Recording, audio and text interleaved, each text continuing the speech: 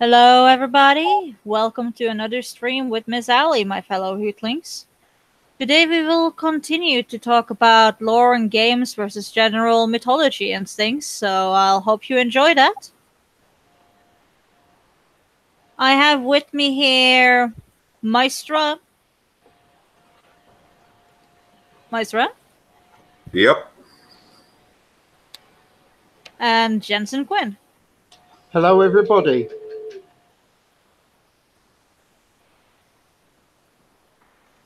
Mɪআপোsᴛʀᴏ Terianthropy and Jenson Quinn. Yep. Right, so do you want me to start with my undead talking? I'd like that, yes. No problems. Okay, well, just so as people understand, I'm doing a lot of this from the World of Warcraft idea of undead. It's one of the few computer games that I can claim any real knowledge of. Yeah. So, in the World of Warcraft, the undead generally are part of a group known as the Scourge, raised by a ex-paladin now known as the Lich King. Now, those undead are not your slow-moving, shambling style creatures. These are fast-moving attack beasts. And of course, anytime they injure or kill anybody, the victim is automatically re-risen as an undead. So we're talking, for want of a better, an infinite army.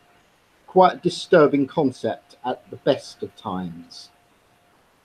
I mean, the simple troopers for them would be classed as either zombies or skeletons.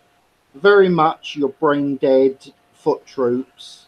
Basic weapon skills, no real talents to be defined, but by sheer mass of numbers, they can cause absolute devastation.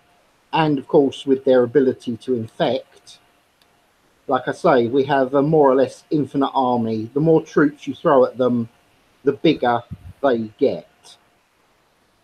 Now, they're the easy ones. Then you start getting on to the more dangerous undead. We have a class in there called abominations. They are basically built from the corpses of hundreds of people formed into these huge monstrosities. Multiple arms, their stomachs are usually cut open, their entrails are animate and can launch out from the wounds, grab the enemy and drag them in to be devoured, while keeping them alive while doing it. Oh yes. World of Warcraft most definitely has its own idea of a sense of humour, because some of these creatures, although they would be classed as mindless undead to most people, some of them end up with for want of a better term, a personality. In the game specific, one of the abominations has broken free from the Lich King and joined a group that are called the Forsaken. They are the free-thinking undead. Now, this abomination, his name is Gordo. This is a This is a creature. I know it's. I remember the character in his freaking fun Gordo. Yeah. Please continue. No worries. We are talking a 10-foot high amalgamation of flesh and horror, and its entire mission in the game is to gather flowers for its master. It is literally Flowers. Yes, I know it's positively ridiculous, but it's actually an adorable creature. You can't actually help but like him when you speak to him. I mean, he's big, brutal, very much like an ogre on steroids, but his entire mission in life are to gather these flowers for his master. Try to picture something that horrific and it's basically an overexcited gardener. It's insane. Sorry, florist. I've been advised to use that term. It really is cute. Now, with the Lich King, he is the master of all of the undead apart from the Forsaken. Now, the Forsaken have their own queen. She was an elf, was killed by the Lich King, and raised as a banshee. She broke free.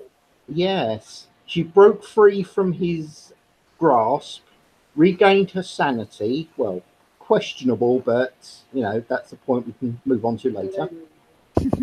And she regained her body and is now a corporeal undead archer. She rules the Forsaken with pretty much an iron hand. She is most definitely my favourite character in the entire game.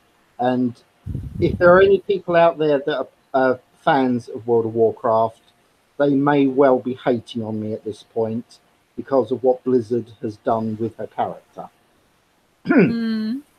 Yes, they've taken her from... Now, I'm not denying she is evil by any stretch of the imagination, but they have now taken her to, for want of a better, a moustache-twirling villain of the 30s in the movies. It's very much the I'm in control, mwahahaha. It's ridiculous. It is nothing like the original character they gave her. But I digress. Wow, that really is a downwards twist, downward spiral. Yes, and that's exactly what's going on with the story. It's actually. Would you like to tell us some more about the differences from her early lore until her later lore? About how much they basically fucked her up?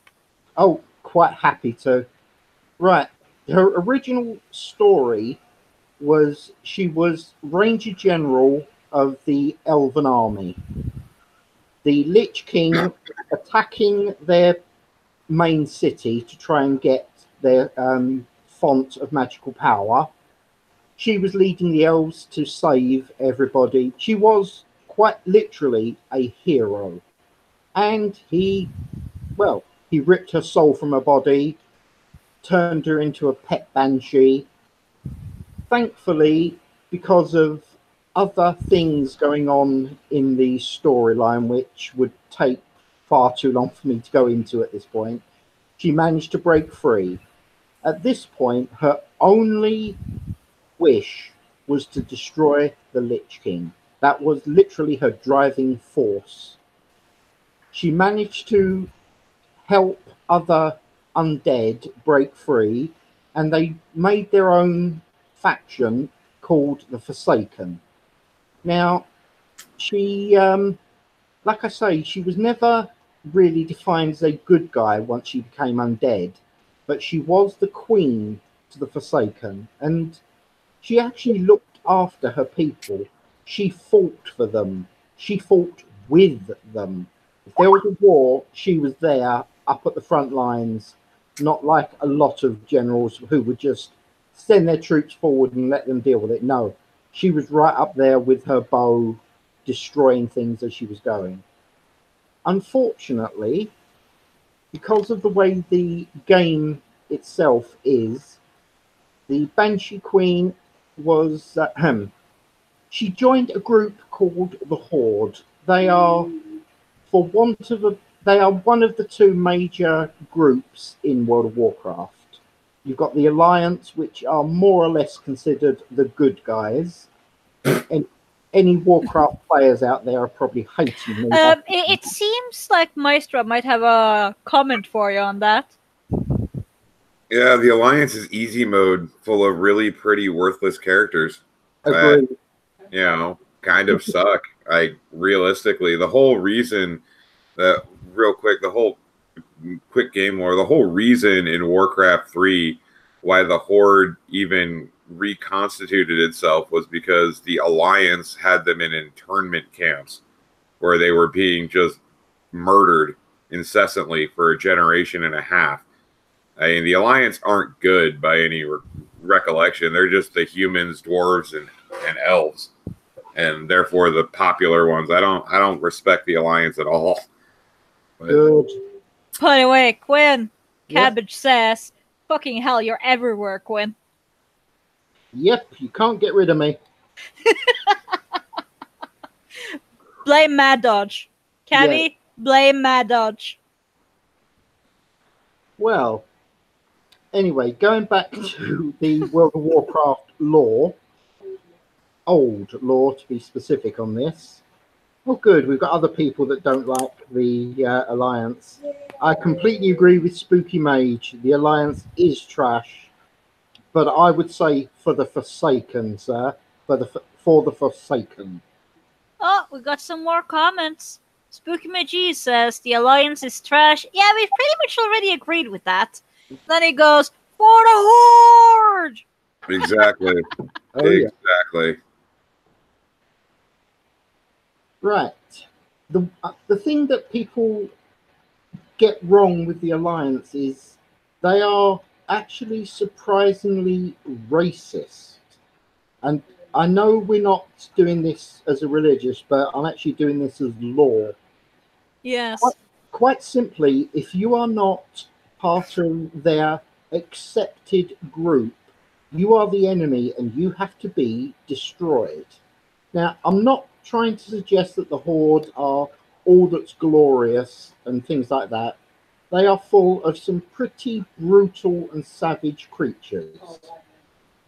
And goblins as well, but let's just... Oh, goblins are usually always lesser beings.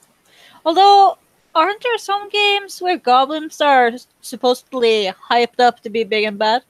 No, in World of Warcraft specifically, and I'd really rather this stream not turn into just World of Warcraft conversation, but in World of Warcraft, the goblins in this game are a mirror of the gnomes. They're the engineering, highly advanced race scientifically. Yeah, So- well, in general mythology, they're pretty much the little It worms. depends on the mythology. I mean, if you're talking about like the entire goblin spread, where you have hobgoblins and goblins, redcaps, night goblins, shade goblins, those. Oh, redcaps, aren't those the militant goblins? Well, all goblins are militant, but if you look at that, like redcaps specifically in like, it depends on the game. So if you're talking about like the White Wolf game series, redcaps, their special ability is they can eat anything. If you look at like Gaelic or Nordic mythology, redcaps are more like the advanced general. They're the hero of the goblin race in a lot of ways. Yeah, that's what I was referring to by militant. Oh, well, yeah. But the big thing about the redcaps themselves is that they are a highly advanced version of goblin and not a hobgoblin. Hobgoblins are typically your more human-looking goblins. They're what in World of Warcraft, like the orcs are very, very humanoid. They're not pig-like at all. And in that regard, like they're more, the orcs are more like what hobgoblins are in mythology versus what orcs are in mythology.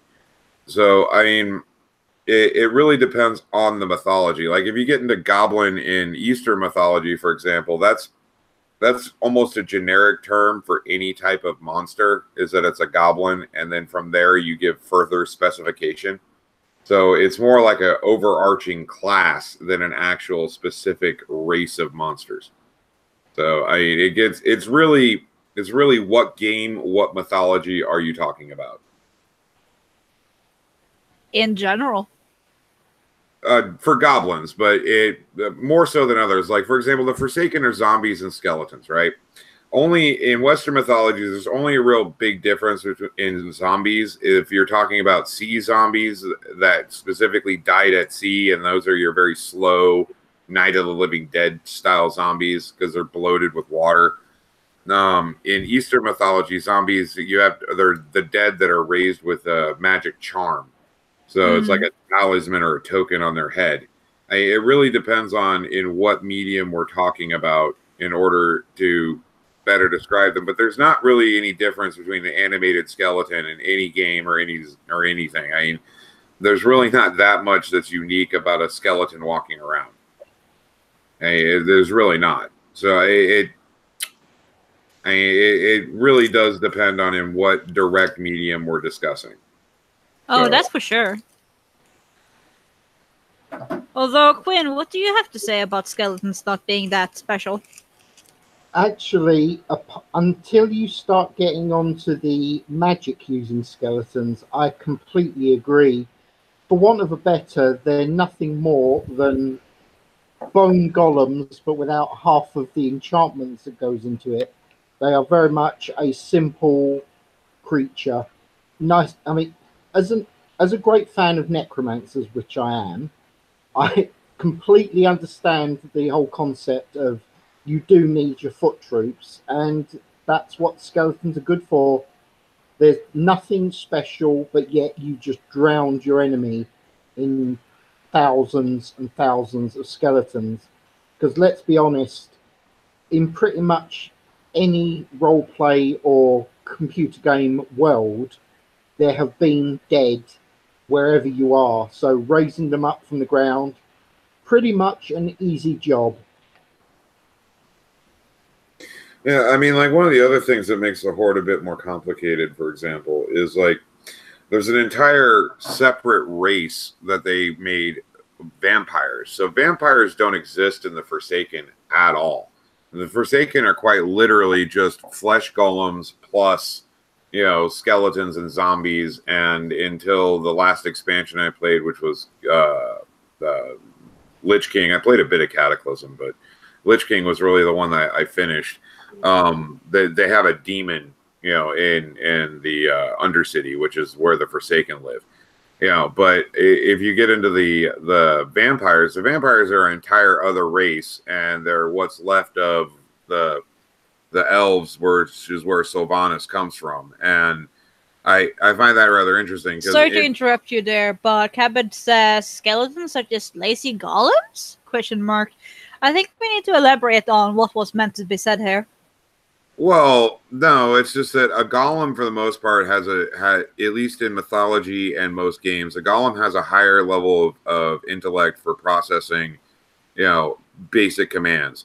So you can tell a golem that you want it to build a tower, and it can build a tower even if you have no skill in architecture as the mage that made the golem, be it a flesh golem or be it a stone golem. You know, it doesn't really matter, clay. You know, but a skeleton typically has no intelligence whatsoever. It can attack, kill, call, or shoot arrows, and that's about it.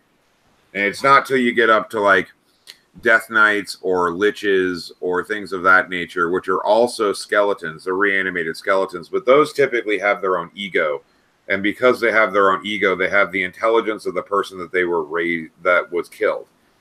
So, for example, if you raise a lich, you know, liches are highly magical skeletons. You know, if you raise a lich, you know, it has the base intelligence of the person raised. A Death Knight typically does as well, depending on certain lore. Like if you get into like North African lore about Death Knights, those are basically just very powerful skeletons. But in like Eastern lore for Death Knights, they call it something completely different, which I cannot pronounce. But those things are almost like high-level samurai. In the West, is Greco-Roman mythology, and even in Nordic and Gaelic mythology, Death Knights really don't appear until much later. Like it's well after Greece was even really an important part of the world, where the Romans came up with the concept of Death Knights, you know, in their religious mythology. So, I mean, and in that regard, those tend to be fallen heroes that lost their bodies, so they couldn't be, you know, resurrected in their body or turned into a zombie. So they're full skeletons, and they have, you know, they can use their armor, they can maintain armor, they can make weapons, they use weapons. You see what I mean? Whereas just a general skeleton will use a stick or its hands and tear you apart that way.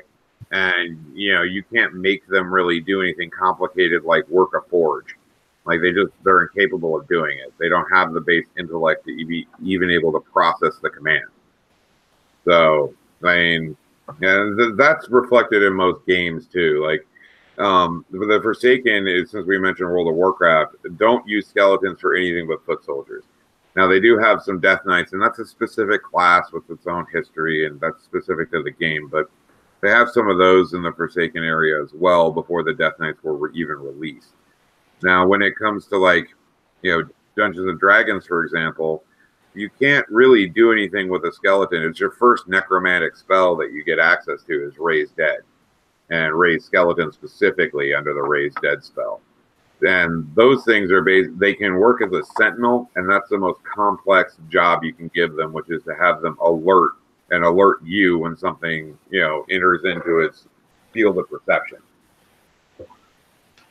So, I mean, there is a difference because, like, in all the golem myths, especially like golem myths are much older than the intelligent skeleton myths are, because like that goes back to ancient Judaism and the oral tradition.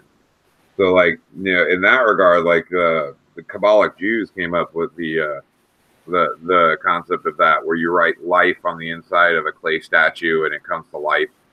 And then those things you could give complex commands to. Like there's some Judaic myths that involve someone raised a small troop, about 12 golems.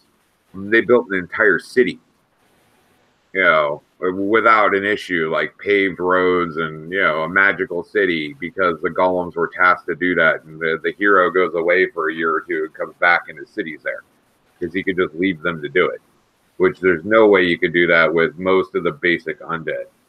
You just can't do it. They don't have the intellect to do so. Completely agree. The thing to remember, the major difference with skeletons and zombies, which obviously would be the other first grade of undead you get access to. I'm kind of more curious on the difference between a zombie and a flesh golem. Well, a flesh golem is typically larger in size. So, oh, indeed, and usually also comprised of more bodies. Yeah, it does. I mean, like the description that was given for a flesh golem for the Forsaken is exactly what it is in history, via mythology, and every game I've played. They are the size of a normal golem. It takes several bodies to craft together. It takes a much higher level necromancer to raise a fresh golem than a zombie, because you're raising a good half dozen to 2 dozen bodies depending on the size. And depending on the mythology too, like there's zoanthropic myths of flesh golem that was raised, and it's a good 10, 15 meters tall. I mean, that's not something that you can just make from, a couple of bodies thrown together, especially like when you get into like stories and descriptions of how flesh golems are made, where you actually have to sew groups of muscle mass together so that way they work. I mean, it's a much more involved complex construct where you're making practically a chimera, but you're doing it with corpses. Chimeras are quite cool. Although, let's stay on the topic of golems, zombies, and general undead and such for a bit longer. That's fine. Well, it should be pointed out that you don't actually necessarily have to just use humanoid parts to create a flesh golem. You can use them from parts from mythical creatures. So, as you can imagine, grafting the skin of a dragon onto a flesh golem definitely gets you certain bonuses against fire and things like that. Obviously, dependent on the class of dragon that you're getting these skins from. Yeah. Well, I mean, that also leads into a more complex thing of like bone dragons and dragon zombies and like that whole ilk. And yeah, like advanced golem crafting in like Dungeons and Dragons, for example, that's an entire chapter in the Arcane book, because there's so many things that you can do. And it really does get into the chimeric elements. And chimeras are only a separate creature in Greek mythology. It's more of a class denotation of anything put together with 3 or more creatures. And it's really not a separate running around monster with, a lion head and a goat body and a snake for a tail. I mean, that's really restricted to just the Grecan, mythology. Whereas in most things, it's more of a denotation. So like, there are some Eastern myths where they raise zombies that are specifically chimera made, and they make like in that myth there is no concept of centaurs in Eastern mythology I've run into, but they make centaurs and they call them chimeras in that myth because they wanted to see how powerful it would be to put a human torso on top of a bull or on top of a horse, and they use that instead for their undead. I mean, now the chimeric creature, I don't mind leaving that out, but that classification really does get into the whole necromancy part of things. Because, like, for example, you can use a titan or giant body, and you could either raise that body as a flesh golem, full stop, or you can raise that body as a zombie, full stop. It really depends on the casting power of the necromancer in the game. Spookmg had an interesting question.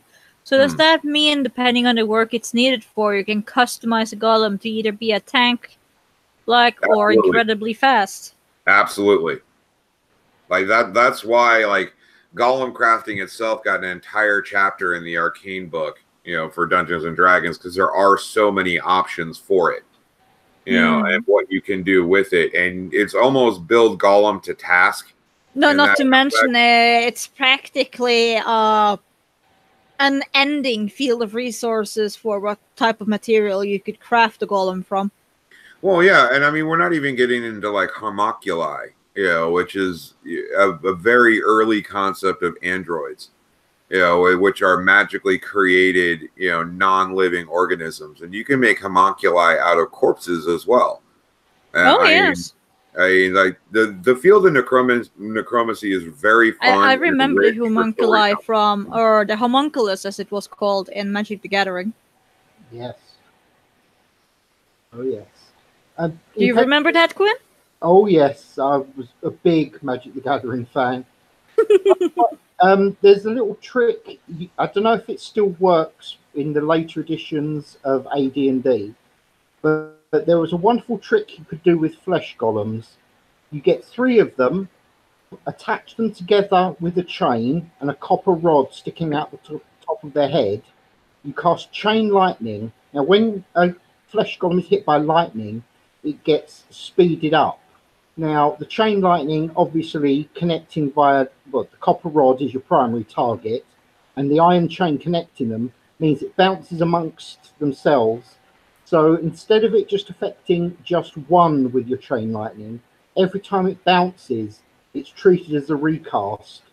It is actually feasible to get a flesh golem generally getting around 20 to 25 actions before a party member can do anything. Now, well, that is part of it, though. They revised that. If you take multiple flesh golems and combine it together, that is now a flesh juggernaut. And they've redone that because in 4th edition and 5th edition, it was really broken. One of the things that I love doing, I didn't use 3, I used 2, but you just cast lightning between the 2 of them instead of chain lightning, and you could get a lightning chain and destroy everything. I would do that typically to destroy god characters that thought they were unkillable.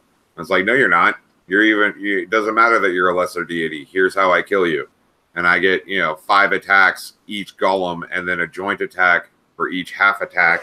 And yeah, I mean, it works out where you get 20 to 30 actions before the players can do anything, and they just get pissed off as you kill everything. But I mean, they have rechanged it a bit, turned them into juggernauts at that point. And like that classification is interesting because like a flesh juggernaut, especially if you empower it with electricity, can take on a Terrasku by itself. Yes. It is that powerful. Like, those things are broken. Unfortunately, I had the mind that would, if I've read a set of rules, I could generally find loopholes to allow me to get away with, for want of a better, murder. And as necromancy was definitely one of my specialist groups, I discovered tricks that made most refs just look at me and say, you can't do this. and then I sit down with the books, explain exactly how I did this. And it's really fun when you watch a ref look at you and their whole world crumbles and they go, oh God, you can do that.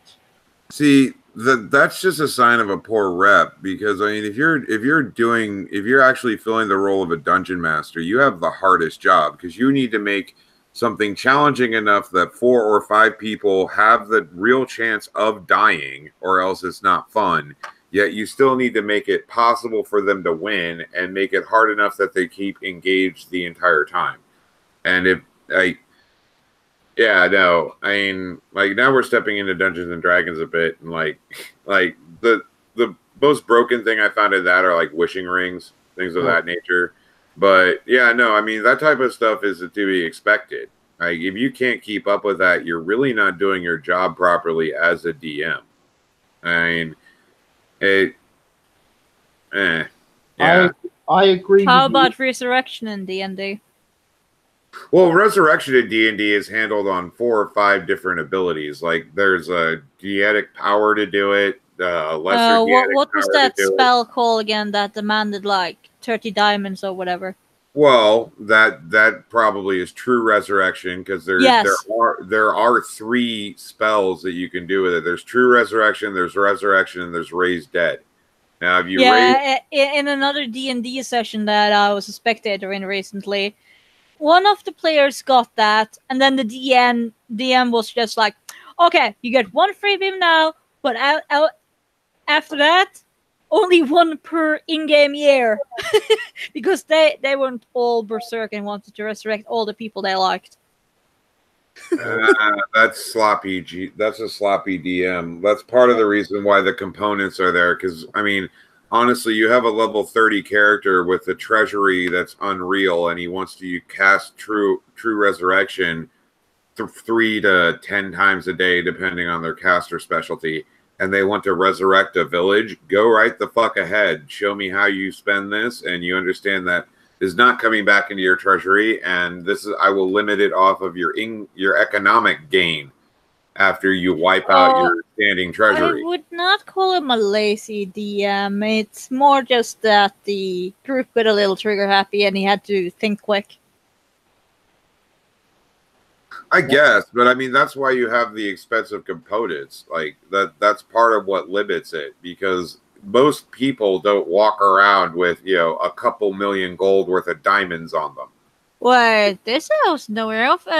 Mask says True Resurrection, you only have 1 minute to do it in. I was aware of it saying that in the book. That's that spell. Well, that depends. It's probably listed in the spell description. I'm just saying, like, it depends on the resurrection itself, and it depends on the cost of the spell. And that's part of the reason why you have Raised Dead as a lower tier of divine magic, just so that way you can bring people back. That's where you take your hit to Constitution every time you're resurrected that way. So that way you will suffer true death eventually, because you'll have 0 Constitution. It's impossible to resurrect you. I mean, but that's game specific. That's not that really depends. And again, that's also something that's used to curtail you from becoming genocidal, raising everyone that was dead and then killing them again because they didn't learn their lesson. Like, there are mechanics built in that you can access without putting in like specific game limiting requirements in your campaign. I really prefer avoiding those in a story, because like, there's so many controls that you get. Like I mentioned, you're not going to carry around 1 million gold worth of diamonds typically. I mean, that can just get stolen by a good thief, and then you're out. Go kill another dragon and steal its hoard. I mean, there are ways to get around that just by the component cost. Though as we're talking D&D spells, I'm assuming you know the trick of the reverse of heal, i.e. harm, reducing them to D4 hit points, and then your friend casting cause light wounds, doing them D6, at which point you've got your big super bad dragon, and if it doesn't make its magic resistance, it's dead with 2 simple spells. Well, that's the thing about D&D though. It's like the most powerful characters from level 1 through 8 are the weakest from level 15 plus. So like your fighter, your ranger, and your thief, for example, are the strongest at, just mechanic wise at that point in time in low level. But at high level, if you play a cleric, it's particularly an evil cleric, so that way you can use the inverted spells to cause harm and cause wounds. You can kill pretty much anything. That's part of why it lists the Tağᴇʀɪᴘ as immune to cleric magic above circle, I think it's 7. They're just outright immune. You cannot use these functions, period, kill it organically. That's part of why they do that, is because, a high-level mage, like Eldenor from Forgotten Realms is practically a deity himself. He just hasn't sought the deitic path. He just decided to stay a mage. I mean, just because what you can get away with, especially if you have a decent amount of time to do spell research. Because customized spells are even worse. Oh, yes. Well, all I can say is that they brought out World of Warcraft 4 Dungeons and Dragons as a crossover system. I played that and I found that if you've not got a very careful ref, if you play an undead necromancer warlock split class, you can become, for want of a better, utterly immortal within a very, very short amount of time. And go on. Sorry, go ahead. And if you're wondering how, it's pretty simple. You've got the necromancy to, keep yourself going, and there are more than enough spells in there that would help out an undead character. And from warlock, you've got soul stones, of which the only material component is a very expensive gem. Now, as an undead, it's not too difficult to open up your own body and place said gems within the body. After all, you no longer need a stomach, so you can fill that with very expensive enchanted gems. Soulstone yourself, you get killed, 1 gem crumbles to dust, you get back up, and you carry on, for want of a better, kicking ass. Yep. Yeah, well, no, Yes. I mean that's one of the things that they get into, like in standard D&D. And see, as I played the Warcraft crossover, and there's by the not way, that much different. There's really not that much different by the between way, D&D except for the race templates. Mask says in comments that, well, the Monster Slayer class from Ranger balances him at larger levels because he becomes the party anti-magic. If he becomes a Monster Slayer, the perk Spellcaster's Nemesis cancels out Spellcasters. That requires an intelligent player to pick his right favorite enemies at various times. Like, that's the point. Like, you have to specialize and stay specialized well. Like, fighters, for example, like a human fighter in D&D, right? At level 1 is probably the most broken class there is, excluding a human ranger in D&D. Like, those two are the most broken. But like a fighter at level 20, unless you've been highly specialized, if you've just been buying willy-nilly, you're screwed. Whereas a mage can afford to spend himself willy-nilly because you need that massive wit, and it's more off of how good is the character versus what role do you need to make. Like, that there is a difference there. Like, for example, one of the most underused and most brilliant skill combinations from D&D is you just create a wall, create iron wall, and then set it at a 45-degree tilt. Yeah. If you pass a 25 spell check or higher, you can do that, and then it naturally falls from gravity and will crush everything immediately under it. It's dead. Like, it's a circle 3 conjuration spell, and you can just annihilate everything that way. Musk says no, as in they don't have to pick it. It's one of their class perks. They don't even need a preferred enemy. They can just stop spells whenever they want to. The subclass is entirely broken.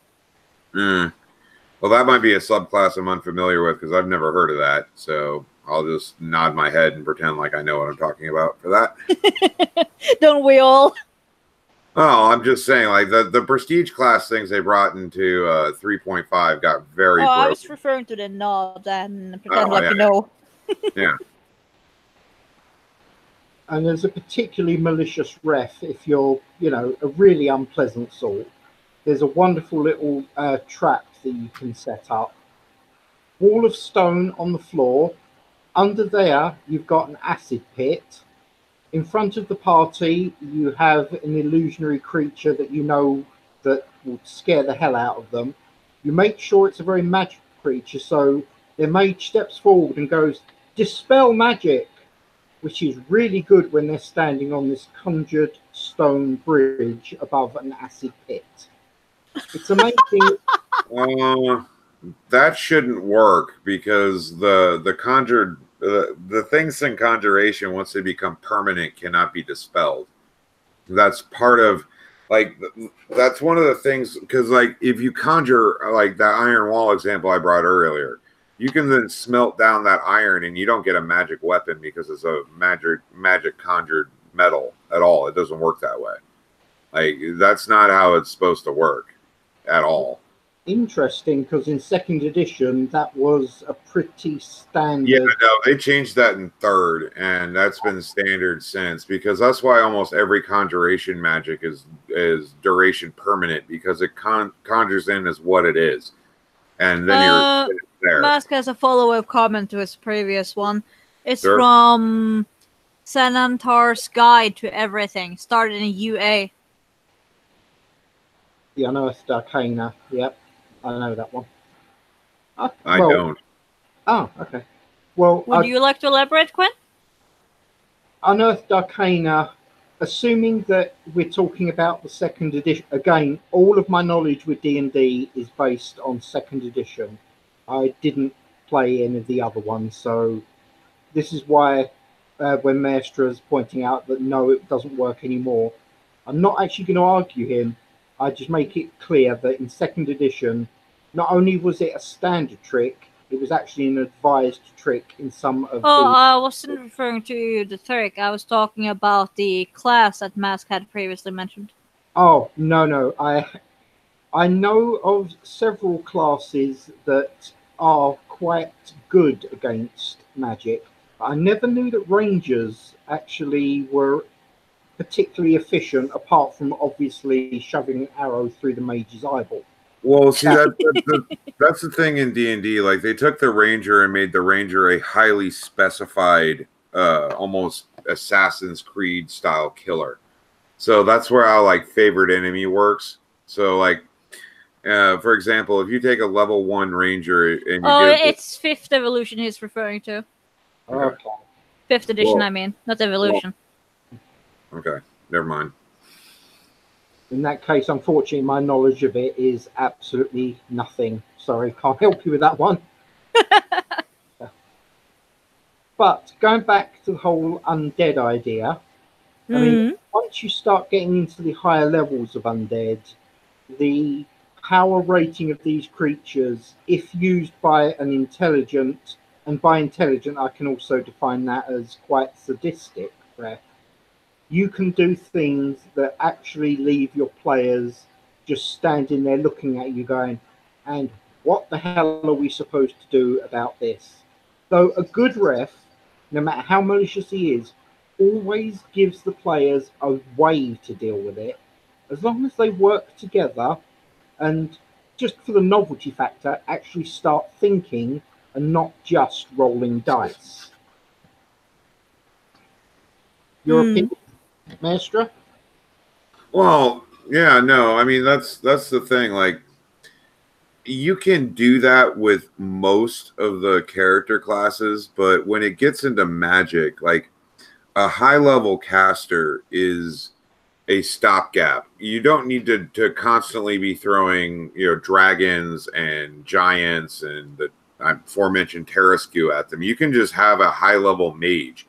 And you're absolutely right. Like, you can use some of the time magic spells as a simple mage to just outright make things ridiculous. Like, for example, if you use slow time, and then you cast, and then you get a challenge rating, spellcraft 25 again, lightning spell, and you just cast it to go horizontally back and forth in a stone part of a like an undercroft where you're running around in a dungeon. You'll hit somebody a good 20 times with a single lightning bolt, and they're dead because they don't have enough time to react, so they can't get the spell save. So then they're toast. And I mean, that's the thing. Like, if you're creative in the use of magic in that specific game, and that's the thing. Like, I've run into a lot, especially when I've gone to game stores, I've run into a lot of lazy magic casters that just want to cast Fireball because it does a bunch of damage, and they don't bother getting into some of the more specific ways you can destroy someone. When it gets into undead, for example, one of my favorite things to do with undead is you take your simple skeleton, right? And then there's a ritual you could do where it's and you can do this as a low level necromancer. The negative part is that it could have enough ego to break away from you eventually if you don't raise your level. But you can feed corpse to your undead to increase the abilities of that undead. So I mean, as a necromancer, more than anything, you can really manipulate the world. That's why, like, one of my favorite shows right now is Overlord. And it's showing exactly what a high level lich can do if he wants to. Oh yeah, that reminds me. I finished third season, by the way, waiting for fourth season to start next year. Yeah, no, it's nice. But I mean, the thing that I like about it is like in that show, for example, it does a very good job in showing you like the most powerful magic caster in the world cannot control a Death Knight, and part of why he joins with Ainz is that Ainz can create Death Knights. So he wants to be taken to the next level himself. So he's going to become Ainz's student to do so. And I mean, in that specific regard, like what Quinn was talking about, just being sadistic, I don't really view it as sadism because we're talking about, you know, a pen and paper role-playing game. I mean, it's not really sadistic to fuck with characters and like fucking with people. It's not the same thing, at least not for me. But yeah, you're right. I mean, if you know what you're doing and you're mildly, you know, you're mildly involved in game strategy and game theory, then you can dominate a battlefield as a level 4 necromancer. You really only need three or four levels in mage, be it wizard or sorcerer, and you can just do whatever the fuck you want on a battlefield. We have a turtle snatch, Quinn. Huh? There's a turtle snatch, Quinn. Yes, that's my sister. I apologize for her.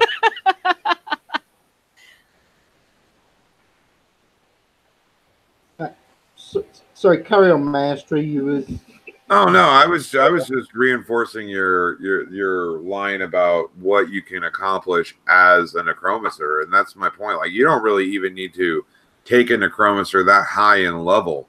I mean, you know, in standard D&D, they don't have a necromancer subclass. You just need to base yourself off necromancy spells, and as soon as you get, you know, raised skeleton at magic level 2, then you can just. Oh man, the things that you can do. Especially if you get a little bit of like alteration magic and conjuration magic, so that way you can create lightning and you can alter lightning, because there's an empower lightning spell they've added now as well. So that way you can make a specific type of undead that's called a charged skeleton, and they burst lightning around them. So you put one of those in a pack of skeletons or zombies, and they get faster and stronger, because they get more intelligent every burst of lightning. So, you know, I mean, like little tricks like that just make an undead army absolutely terrifying. I mean, and that even shows up in World of Warcraft and Elder Scrolls Online, for example, is just 2 MMORPGs. They have those types of yeah. Please talk to us a little bit more on the character in Mɪso. Well, I mean, we haven't touched upon that yet. Well, that's so far my major complaint about ESO is that there is no necromancy in it yet, and they've specifically limited it. I think it's going to be the 6th character class or the second one that they introduce. But the necromancers that you fight in that game are from that sadistic line of fucking GMs that you have to deal with, because like there's a couple of places where there are burst lightning skeletons, and their special ability is that they make all the other mobs within a certain number of range of them attack faster, move faster, and empower their attacks. And it's a right pain in the ass. They more than the Lich Priests become your target for immediate kill, because they have to frickin' die. And like I don't know, like the combat situation in Elder Scrolls is significantly better to World of Warcraft, because not only is there not an auto attack, but you could physically block movement because things cannot run through you. So like I play a tank, or I played a tank in World of Warcraft, and I play a tank in Elder Scrolls Online.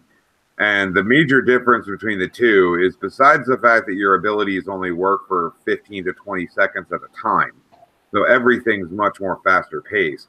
The job of tanking is actually more about strategically picking your battlefield and then making certain everything stays where you want it to, so that way they don't get to the back line. Because you're not doing your job correctly as a tank if you let them past you. So the majority of places where like I will start a fight in Elder Scrolls is on bridges or on stairs or things like that. So that way they physically cannot run past me. So therefore they can't even hurt the backline fighters because they're not within range to even attack them. I mean, like there's a huge difference there. But like the major. You do this in ESO? What? Can you do this in ESO? Yes. Yes, you Nice. do. Yeah, no, I mean that's like I run a veteran trial guild, which is it's equivalent to like a heroic dungeon in a heroic raid in Warcraft. Then like I'm the main tank for the dungeon for the trial, and the majority of what I do as a tank is pick the fight location and make certain that we fight at this point. And it's more of how I imagine that, you know, without the models and shit that were added in 4th edition D&D, that how a fighter actually works in the Dungeons and Dragons model. Because a high level fighter, his main job is just to be a fucking hit point soak and a high resistance, you know, pile of armor. So that way, if you do your job right, nothing actually can get to the back line. So that way the mages and the archers can do their job. Because you just won't have the same damage output. And like the disappointing part about playing a tank in ESO is that you just don't do damage. Like that part sucks. Whereas like the tanks in in World of Warcraft, the Druid tank, for example, is the way it keeps damage, the way it keeps aggro from mobs is based off of the damage it deals, unless they've changed it since I left. Like it works off of the fact it does more damage than everything else with a higher level of threat for the damage it does, so therefore it keeps things angry. But in Elder Scrolls, it doesn't work that way. In Elder Scrolls, the tank really doesn't do anything. It applies negative status effects and then doesn't allow them to move. It's a different way of going about the same thing, and it's a lot more interesting because of how frantic the combat turns out being. It's a lot more like playing Vermintide, if you guys have ever played that game. The Warhammer game. I know it, but I've never actually played it.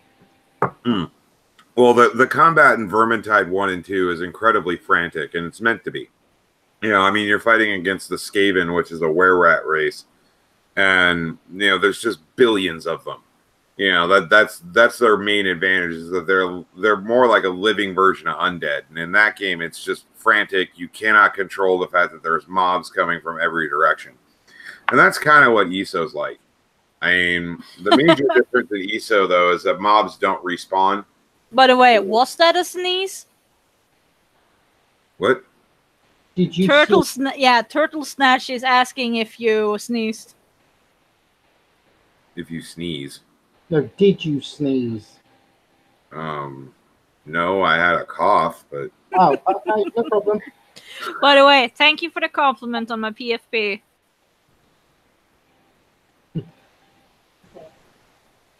She says you're welcome. Oh, you're in the same room. Yes, we are. I mean, yes, I'm so happy she's here. Careful, she might give you a veggie. Yet she has no problem with beating me while I'm on a live stream. Oh, let's hope it doesn't get to that. We don't need real life violence. Yes, the fun and joys of having a sister around. Oh, joys. Hey, we're not all evil. I will accept that for one simple reason. She has enough evil for the rest of you. Well, if that's true, I feel sorry for you. Thank you. I need it. Right. As we've moved on from the talking about the undead to the Skaven, I can imagine trying to tank something like that would be absolutely ridiculous. oh, it is. Yeah, my sister also plays tanks, or in fact, that's actually her specialist group when it comes to World of Warcraft.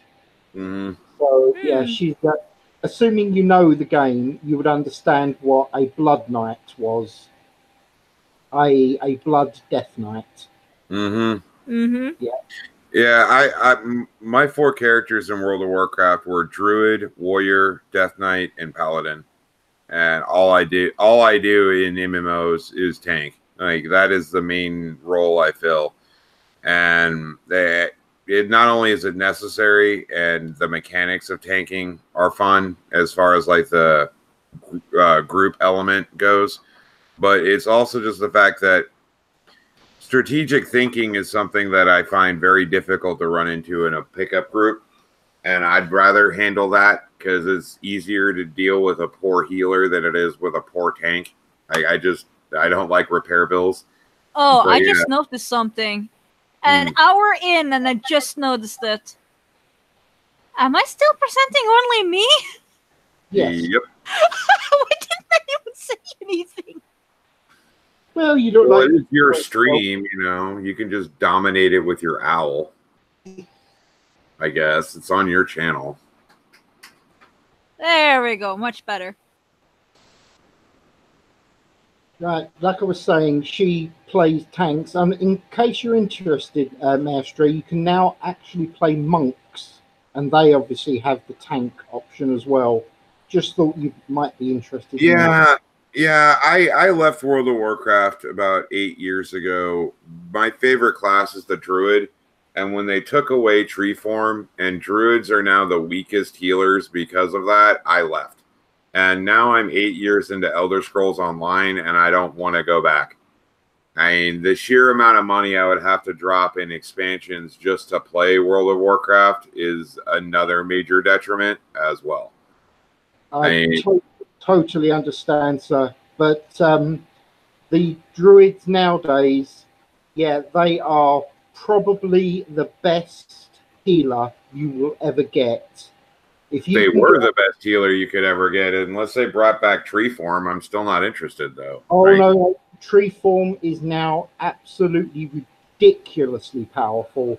I cannot put across exactly how powerful it is. It is practically a joke. Well, that's what it was like before they took it away. Like, all they would have had to do was add it back in, and it would still be just as broken. Like, you're immune to polymorph, you know. That alone is fantastic. I mean, that's the thing, though. Like, playing a druid was incredibly fun in that game. I really liked the whole way the druid worked, and I played a Tauren druid, and I later made a troll druid to see what those were like. And the troll druids are actually pretty fun too. But I still like the Tauren, you know, the Minotaurs. I mean, those things are pretty nifty. Well, it seems it's time to chill my surfer. Here you go, Turtle Snatch. Anyone else who's not in the Discord are free to join it. Thank you very much for the invitation. Right. Wait, you're not in it yet, Jenson? No one's actually invited me. That totally flew over my mind. Must have been a group of owl, because there was only silence. No worries, just joined. And again, thank you very much. Oh yeah, this is actually a good timing to point out a fun fact about owls. Did you know that a group of owls is called a parliament, a group of snow owls is called the blizzard, and a group of flying owls is called the silence? Wow, that's actually very interesting. Also, especially the parliament one. Or was that the monkeys? It kind of escapes me, the real saying. I don't have it in front of me. No worries, no worries. But the snow owls being a blizzard and a group of flying owls being a silence, that is true. Yeah. I always like that, Silence of Owls. It's a nice term. It fits them perfectly, doesn't it? Oh, and by the way, Turtle Snatch, a little thing just for you, since you have owl vids. Down in Art and Media, we do have a video channel, and we also have an owl dedicated channel. Hoot hoot!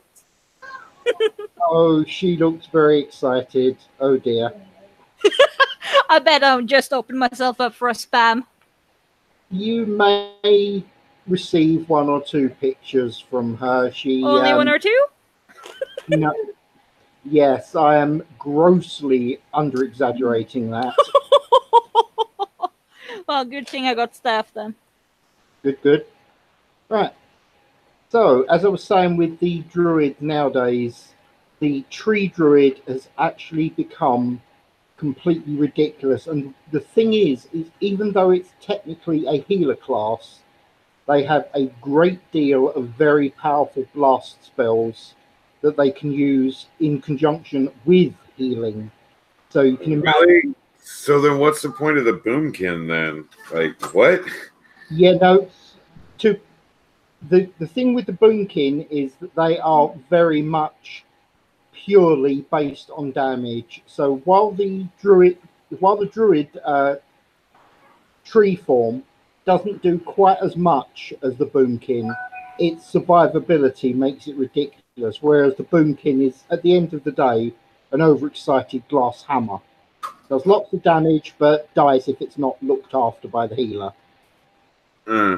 Then they've done a lot of revisions to the druid, because the boomkin was the only way you could level weapon skills as a druid at all. You just die otherwise. Granted, I haven't played it since Cataclysm was out, and they pulled my my tree form, and I was like, yeah, this is not worth $15 a month after a $120 collector's edition. I'm done. Go away.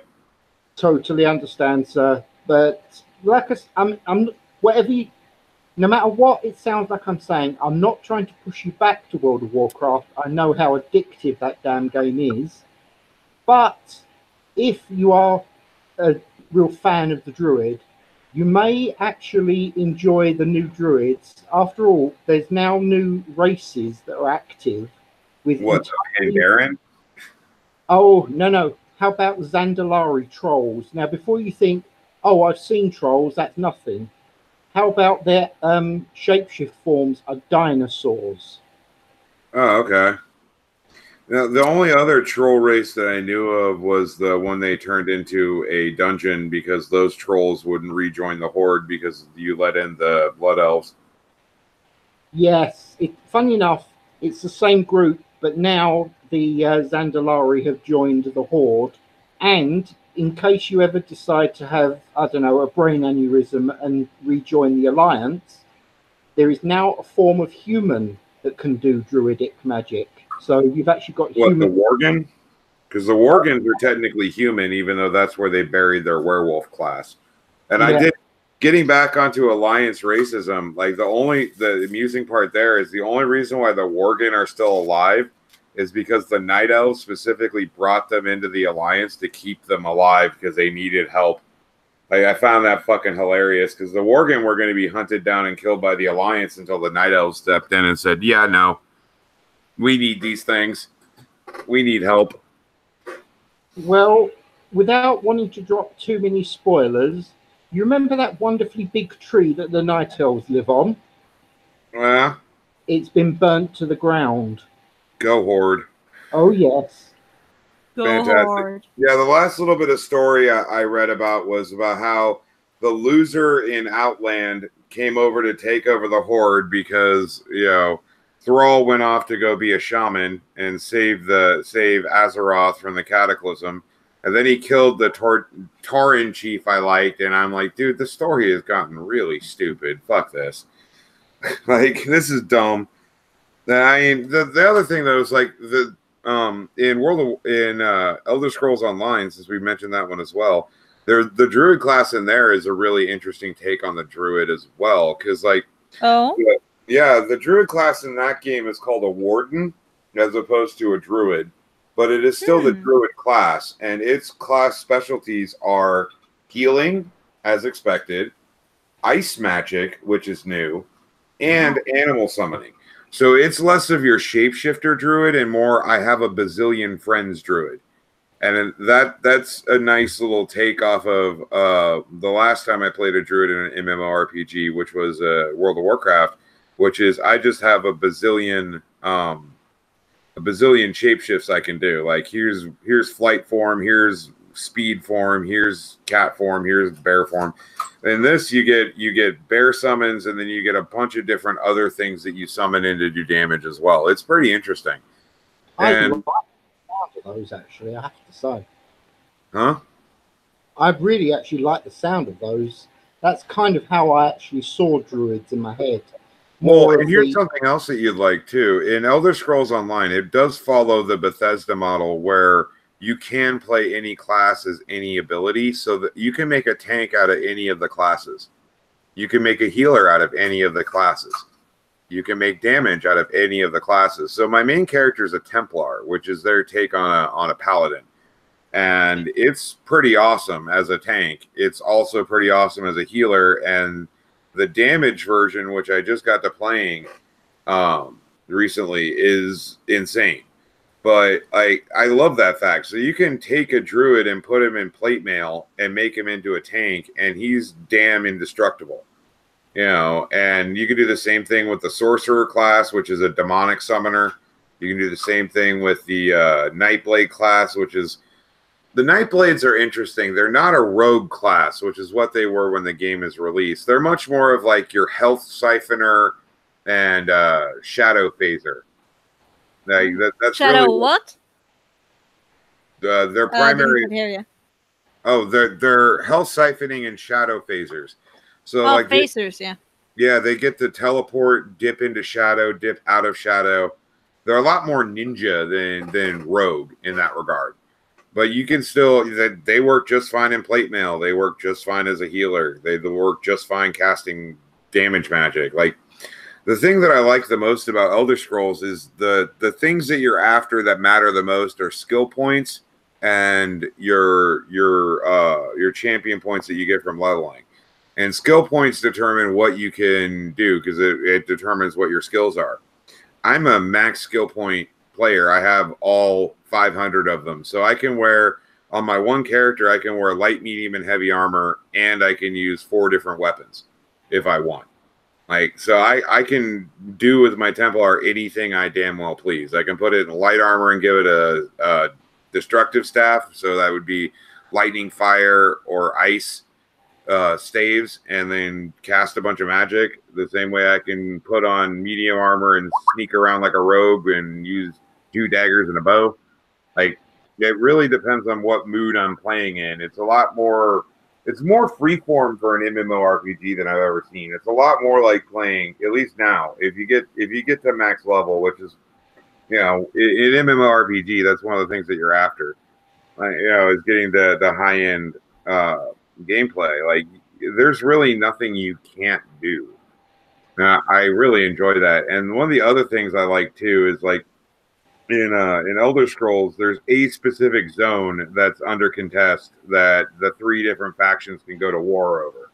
However, there's not nearly as Uh, because of that, you don't run into things like you ran into on day one vanilla World of Warcraft, where you have, 2 level 60 Nightblades camping out in front of Ogremar and killing everyone that came up to Ogremar, because on day one of vanilla, your starting zone was PvP if you joined a PvP server, which is what I did, because it would be like, hey, let's play a more original version of the game. Death, death, death. I couldn't walk into town because these two guys kept killing everyone. They stopped gameplay for 18 straight hours until they hot patched the game to stop people from doing that. Like that's what, like, But in this, there's a zone where you can PvP. So, like, if you go to Cyrodiil, you can, you will be fighting the other factions. Whereas if you're just out questing around in the world, yeah, no, you cannot PvP at all. So you don't even have to be of the same faction as another player for the most part, and you can be in more than one guild. So, I mean, realistically, there's not much attractive about World of Warcraft to bring me back to it, Jensen, because the things that are there are more nostalgia, and 8 years of paying them $15 a month to have access to my account, which Elder Scrolls, when you buy the game, you own the game. You could turn on ESO Plus if you'd like, and that gives you bonuses, but you don't have to play with ESO Plus. Like, my ESO Plus is off right now, and I just did my daily login stuff pre-stream, and the only thing that I ran into a mild gripe about was the fact that there's a dumb thing about the login calendar not showing it once your ESO Plus gets turned off. So I had to write a ticket about that. But it's completely different from owning the game model versus the Blizzard model, which is you can't even log in unless you've given us our blood money, period. Like, you can't do that. I don't want to go back, like, 12 times 15 times 8. That's as much as I've given them, and not counting the $60 per expansion, not counting the collector's editions of each expansion I bought, just $60 per. That's part of the reason why I wasn't interested in the thought of going back, because I'm looking at, do I wish to give them more money to turn my account back on or not? I'd rather not. Especially with what they did to Diablo, where Diablo 3 has pay for loot crate nonsense in it, and now the next Diablo is a mobile phone game. Like, what the hell are you doing, Blizzard? And why would I drop from the most popular MMO to an old MMO that I have bitch with? I mean, yeah. But I mean, we've moved far afield from the concept of mythology, so maybe we should bring it back a bit. What's the thought? Oh, most certainly. I mean, I don't know. As far as necromancy goes, there's really only two different types of undead. Really, there's corporeal and incorporeal. Because, like, aside from your corporeal undead, which runs the gamut of the weakest skeleton to liches to vampires and whatnot, the incorporeals are actually pretty interesting too. Like, the difference between a banshee and a ghost, there is a difference. The difference between a specter and a ghost, because the ghost is like your weakest version of incorporeal undead, and that is not a joke. I mean, at least not in most games I've run into. Like, you can't even affect them without magical equipment in almost every game I played. And I rightfully so, I think. But I find that amusing that it's that way. I don't know. No, you're completely right. And as I say, everything I say when it comes to D&D is based on 2nd edition. And I understand that things have changed. But the standard trick when it came to D&D and a ghost was pushed forward against the party, you basically grabbed the elf, threw it at the ghost, and that way it can do its age drain as much as it likes. And then the mage steps forward and starts lobbing fireballs until the ghost goes away. Oh yeah, no, they've changed it now. Like, the weakest of ghosts, your standard one ghost will temporarily sap a constitution point from you that takes 2 weeks to return unless you get a curse removal. And once your constitution hits 0, you're dead and resurrected as a form of undead, period. Like, the weakest forms of undead are not a joke. they typically attack off of your flat-footed stats, so they just ignore your armor, and your dexterity bonus really isn't applied either. Like, ooh. Like, Wow. incorporeal undead are fucking terrifying. They really are. In both mythology and in games. Like I that's my one real bitch with Elder Scrolls Online, because in that one the ghosts really aren't scary at all to fight. Like, even ghost bosses really aren't that difficult. And I think that, like, in that element they've missed their target with what ghosts are, because like the difference between like a ghost and an elder revenant, which is the lich version of a ghost, really isn't seen in many games, except like D&D, some of the tabletop role playing, because there's revenants are in Cyberpunk as well. They're also in the Warhammer game, just Warhammer pen and paper. So I mean, I don't even think that those are covered in the spinoff for White Wolf. Exactly what an Elder Revenant is, which is basically just imagine all the powers of a lich, plus you're completely incorporeal, and you ignore any physical resistances whatsoever, unless it's made of magic materials like adamantine. You know, like they are fucking horrifying. You know, to bring this into like a manga medium or an anime medium, it would be like as if Ainz from Ainz from Overlord was completely incorporeal and could just pass through ground on top of all of his other abilities. And oh, by the way, unless you had have an even more powerful weapon than your standard weapon, you can't even hurt him. It just whistles right through it. Like, holy shit. Like, revenants are terrifying. Like, an example of like a revenant pulled from history that was reapplied into a modern medium is what Tolkien did with the wraiths. You know, like, wraiths are basically revenants, really. I mean, they're something new that he came up with for his story, but they're basically revenants in their presentation, and they are about that powerful.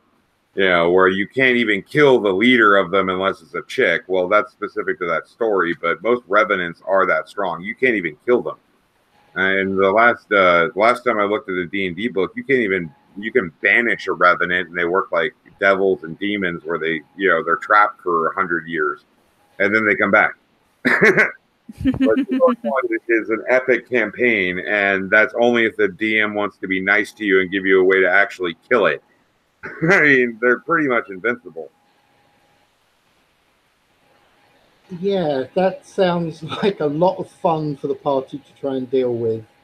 I've been in a few games where the ref, in his infinite wisdom, at level 1, all of us no magic items whatsoever, obviously, and he threw a ghost at us and wondered why we couldn't deal with it. Well, I mean, even in second edition, that's lazy DM. Yeah, no, that's a shitty DM, because even in second edition D&D, your first appearance of a ghost from the monster manual is a challenge rating 5. You should have a full party of 4 people at level 5, so that way they at least have a +1 dagger or silver weaponry to even hurt one. I mean, like, I've wiped a party on the Deetic path. So one of the players in the party was trying to become a god, and I wiped him at level 30 with a challenge rating 18, so half his level revenant, because they weren't taking it seriously. And I just used Touch of Death, which is a ability they can use once a round, and killed everyone. Okay, that's unpleasant. Yeah, it causes true death as well, so you cannot resurrect from that. The best that you can hope for is that you don't turn into an undead that's under its control. And that's the weakest form of revenant. Like, they get stronger from there. I mean, you can just decimate a group of people with an incorporeal undead. And like, that's why I think that medium is still so powerful and so scary. Like, horror movies are still produced with ghosts and shit and poltergeists, which are your weakest forms of incorporeal undead. A poltergeist is a bit stronger than a ghost from mythology and from most games, but it's still your basic ghost. It's not you know, it's not fully ego. It doesn't have a full ego, so it's not a full person, at least as its presentation, and it doesn't really have a lot of abilities other than, you know, mild interactions in the world and scaring the ever living shit out of you. But even then, you know, your generic ghost is pretty fucking hard to deal with, and rightfully so. Like it's a lot of fun to see how that works out, because like especially in games like tabletop games, especially like my regular gaming group before they dissipated, like hated incorporeal undead because of what I do with them, to the point where they'd walk around with silver enchanted magical equipment that they'd never use until I fucking threw something incorporeal at them. Because it was you guys are becoming assholes here. Deal with this. Ah! Yes, it's always good to make your players suddenly sit up and take notice and stop thinking, "Oh, I've got all this stuff. I can deal with anything." It's nice to drop something on them and just make them start thinking again, isn't it? Oh no, I mean that's one of the things that I, you know, very specifically, like the last campaign I ran, you know, I as a bonus, they were bitching that I was making things too difficult on them, basically. You know, like the game was too hard and I was stressing them out too much, et cetera, et cetera. So I'm like, okay, here you go.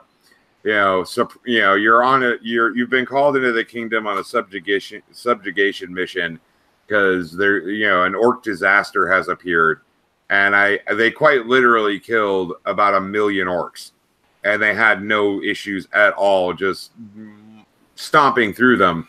And I'm like, okay, that was a shit ton of dice rolling. Can we go back to normal story play? They're like, shit, I didn't realize it was this powerful. I'm like, yeah, well, you know, I'm supposed to, you know, my job is to make the gameplay challenging. You know, you're bitching that it's not a raffle stomp where you just can do whatever you want. And why were you so bored for the last 3 sessions then? And they're like, oh, okay, point taken. Yeah, that was dull. I don't want to do that again. I'm like, okay, well then, you know, stop whining. You know, I mean, good God.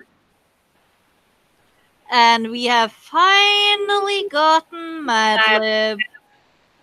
Hey, man. Hello there, you little lurker. Hey, yeah, I've been dealing with the kids. How you guys doing? Been waiting all on right. you. I was worried you would be a no-show. Yeah, well, I'm here at the very end, fashionably late as always. No, fashionably late is 30 minutes.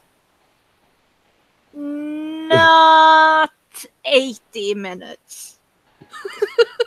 Well, who's counting anyway? I am. You're a bad boy. Yeah, I even suspended the stream an hour.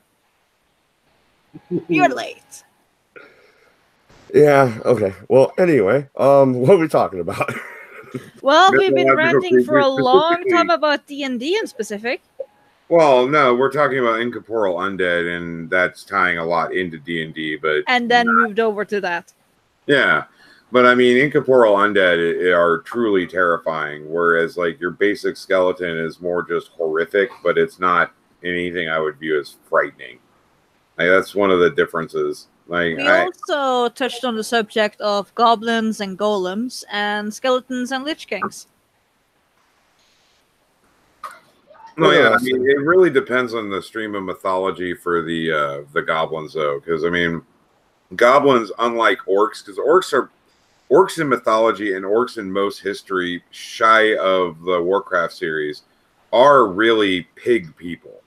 And like that has really changed from World of Warcraft. Like I've even seen that in Elder Scrolls, because like in Daggerfall, which was the second game for in the Elder Scrolls line, the orcs are almost what they are from history, but you know, they've steadily become more and more hobgoblinish over time, which is basically a green human with tusks.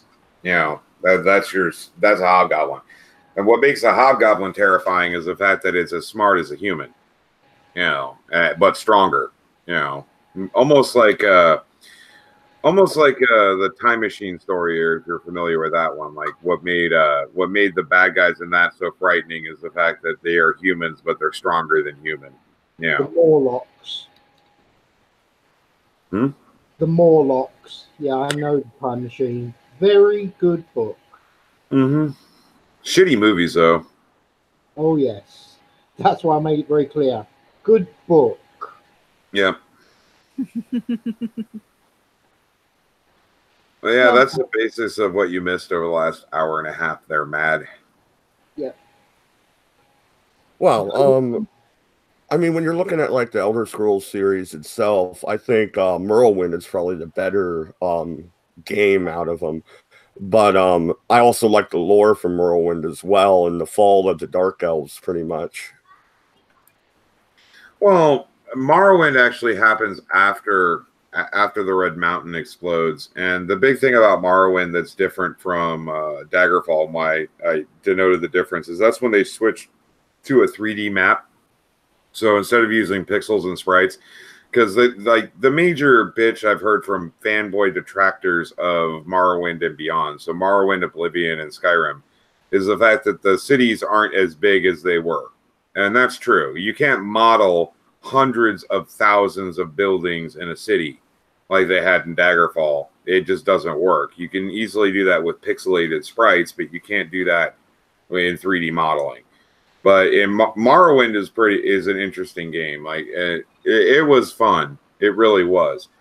I much rather enjoyed Oblivion though to Morrowind, because at least the thing I liked about Oblivion was in that it really shows you just how nice and exactly how Greco-Roman the Empire is. Because in Morrowind, like, it really does cover what happens when Azshara gets back at the Dunmer for, well, stopping being Shimer. Because like there is a difference between the Dunmer and the Shimer. And there's not much except for the fact that Shimer, which are still around in Elder Scrolls Online, still worship Azshara and follow her tenets, where the Dunmer follow the three false gods. So it is an interesting story, though. I mean, I'm not knocking it. Do you think they'll ever actually tell us what happened to the dwarves, or is that just going to be a mystery forever? See, they outright tell you what happens to the dwarves in Skyrim. I mean, you find out what happens with that. If you did the College of Winterhold quest line, then there's a quest that you do in there where you help somebody rebuild a dwarven piece, and they fully go incorporeal and turn themselves, they phase out of existence because they empower the thing with their own magic through Soulstone. And since the dwarves just outright disappeared, that is the hint as to what happened to them. But I highly doubt they're actually going to outright smack in head say. Because to do that, they'd have to make Elder Scrolls 2, basically, ESO 2, and take it back to the first age, where it's the Drog got fighting against the Aliads and the Dwemer. That's what they'd have to bring it back to. And there's really not any one of those races that I think anyone would want to play. Like, the Drog are the children of Molag Bal, and they're an evil crab person that kills and rapes everything that it comes across. The Dwemer enslave everyone under the sun and tear their eyeballs out so they can't steal their magic abilities, like what they did to the Falmer. And the Aliad made intelligent humans out of the needs by, having nightly visits to their slave race. I mean, there's nothing really redeemable in the first age in that. Like, everyone is evil. Now, the fun part about ESO is the fact that everyone is bad, but no one is evil per se. Like, they're dirty and scummy, but they're not actually evil, and that makes it acceptable. Whereas, like, if you played Skyrim, like, and the fallback to the Alteri Dominion, they are isolationist racists outright, which they are in this game as well. But they're clearly the bad guys in the Skyrim storyline, just like they were in the Shivering Isles expansion to Oblivion. They're not good people. They're even, as far as I'd say, a very stereotypical bad guy in that regard. So I don't think that they'd actually take a game back to that, nor do I think they'd let like Hura Demora, the giant squid demonic prince, his domain is knowledge. I really don't think that they'd outright just tell it to you after they told you what after they outright told you in the Skyrim storyline, because that's part of what that was answering the question of what happened to the Dunmer, because it's not Dunmer, Dwemer, because that's the entire card of the College of Winterhold quest that they left into the game, because there's 4 or 5 quests they didn't bother tying in, and you have to get add-ons to fix it. Because Bethesda, sadly, is a very lazy game studio.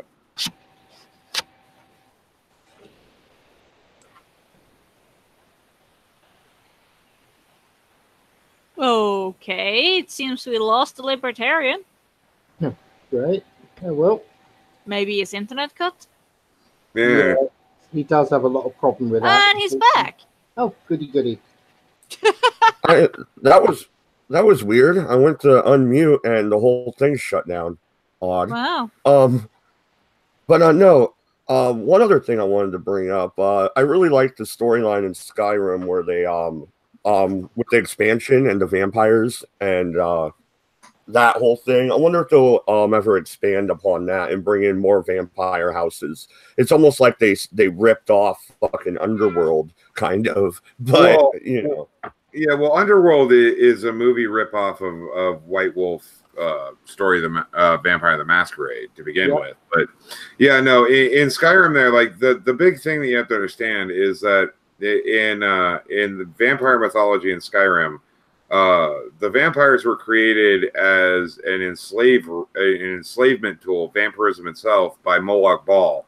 So there are different, at least in Elder Scrolls, there are different clans of vampires in that game.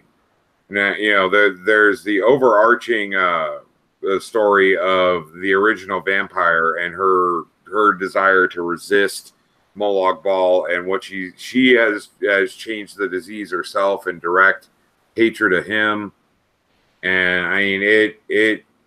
I would expect more of that, but I don't know if Elsewhere is going to be released anytime soon. I mean, Fallout 76, which is basically multiplayer Fallout 4, is an absolute joke, and Bethesda is reeling from that. I don't know how well that's going to work, because they really, really messed it up.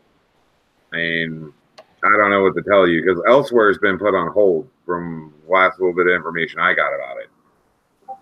Which I was all excited because they've never actually done anything with the Khajiit homelands, and the monstrous Mer races. So like the Khajiit, which are cat people, and the Argonians, which are lizard people, are just now starting to get lore, like detailed lore, in Elder Scrolls, and I think they're using that as a basis point for where they're going to release Elsewhere, because like that's supposed to be the title of the game, and that was what they did ever since they announced they were going to stop making DLC for Skyrim. Was they said meanwhile and Elsewhere, and like that was their story post for that. So.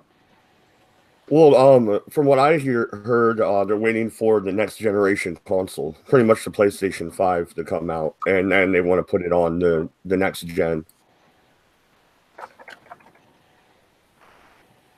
Well, I mean, in true Bethesda fashion, they should make us wait a good 8 years before they drop a new game.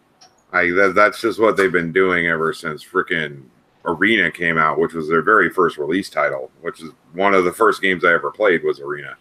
Like, my very first games were Warcraft, Orcs and Humans, and Arena. You know, it was those two. And I'm still loyal to Bethesda, but Blizzard can, yeah.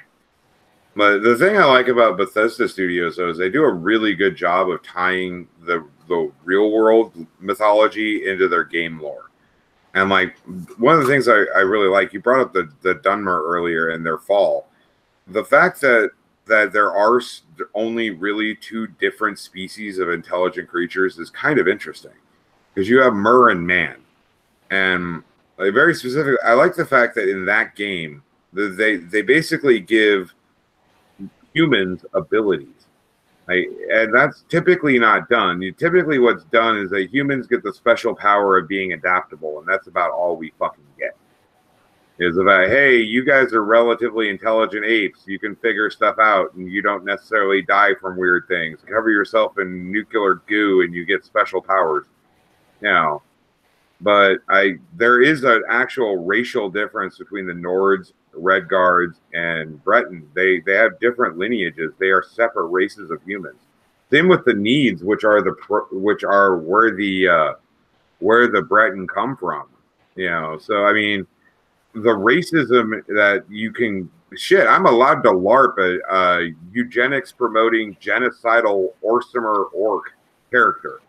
And I LARP that regularly in the game, much to people's chagrin in zone chat, because the one restriction in that, since it's a 21 and up game to begin with, is you can't talk about anything related to Earth in zone chat. You can do it in guild chat all you want, but you can't do that in zone chat. But you can talk about anything you damn well please in Tamriel. You know, so in the storyline, like my character through quest choices has become, the chief of a tribe. And because of that, I'm, role playing a character that is purely genocidal and practices eugenics, which is something that comes up repeatedly in the game. And it's rather amusing that I can do that in a modern day, role playing game. Like, I find that fun. It's not that I'm genocidal. I find it fun to LARP as one, because I can, more than anything else. It's the novelty of it. But yeah, like the fact that there is a real racial difference between the Mers and the humans, like the Nords come from a completely separate continent and lineage than the Red Guards.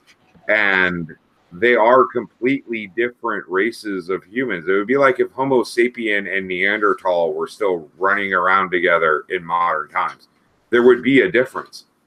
It's genuinely interesting, because I can't think of many other games where that is brought out. Like the Witcher series, I would say would be the closest that I can think of to that.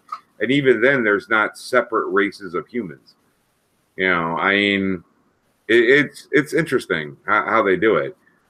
I really do, because like it's really weird, because like a lot of things like that really offend people, and I don't know why, because you're already in a fantasy role-playing setup to begin with. It's like I don't understand why the Witcher series got so much grief for having genuine racism between elves and dwarves.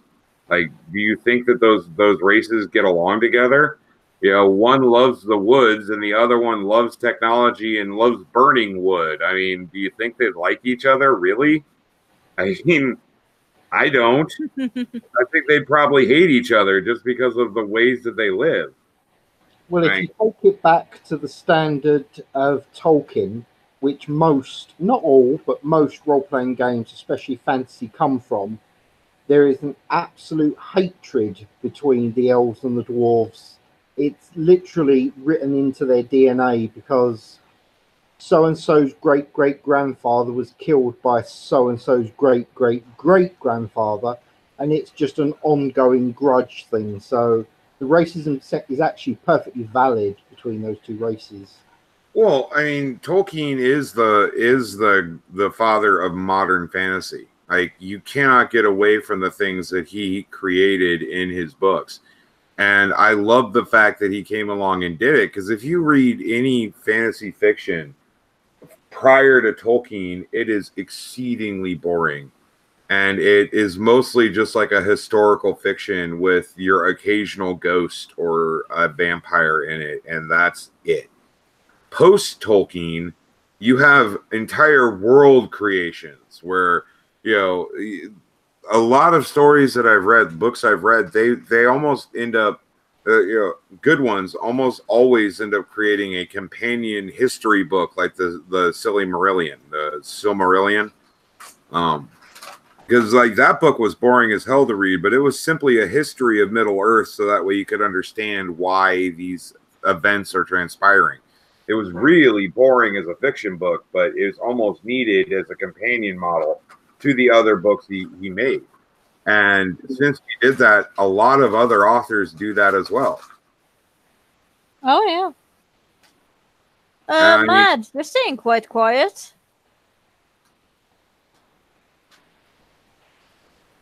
Mad? Did he die again? More than likely. My goodness. We need a resurrection spell. Oh, I can knock up a raised dead. Will that do you? How about an undead mad? Okay. All right. I'm working on it. The funny thing is, he's probably going to speak at any moment, and at that point, it's like, yay, spell worked. I know, right? That, or he's a construct and his batteries have died. Hmm. I'll be right back. I need to get something to drink, guys. No worries, mate. Unfortunately, I know absolutely nothing about Elder Scrolls, so I've not been able to, you know, put anything in on this. But yes, the whole thing with Tolkien, if it wasn't for him, we wouldn't actually have role-playing games as we know it nowadays. And our computer games would be very much human versus human, barring the odd random werewolf, vampire, etc. i.e., to be honest, the boring things. Now, I'm not trying to say that werewolves and vampires are boring in and of themselves, but because there's such a simplistic look towards them, they are just like werewolves are treated as just savage beasts. No, not in the slightest. Those things actually have quite a lot of lore connected to them, and if you actually bothered checking it up, it would actually fascinate you the amount of effort that people put in to the whole werewolf stories. It's quite interesting to me. Oh, it's interesting indeed. Well, see, that's why I was it's really... not always a good read, though, or a good watch, but it definitely is interesting. Yeah. Well, see, like, I've really this, like, as far as movies go, for example, I feel it's a little dated now because of the CGI.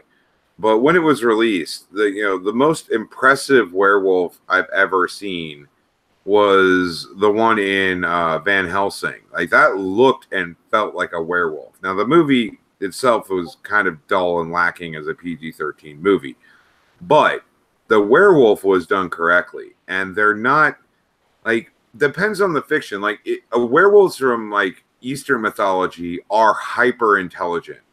Werewolves from Western mythology are kind of rage monsters like the Hulk. So it really depends on where the tick on it is.